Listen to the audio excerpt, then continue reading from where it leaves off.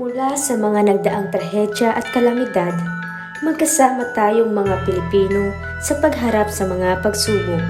Sama-sama tayong umahon, sama-sama tayong nagdasal.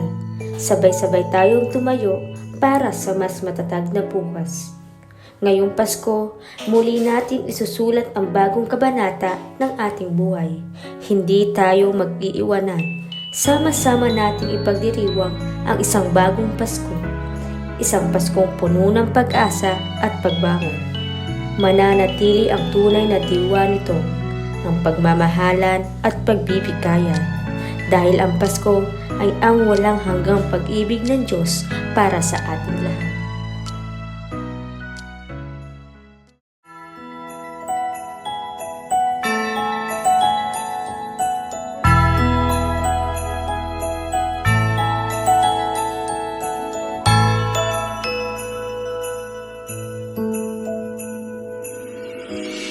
Sa lahat ng taong nagdaan,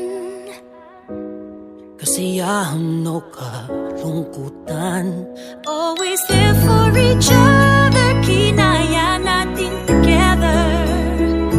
Forever, forever, family is forever. Sa mundong maingay, ikaw ang aking pahinga.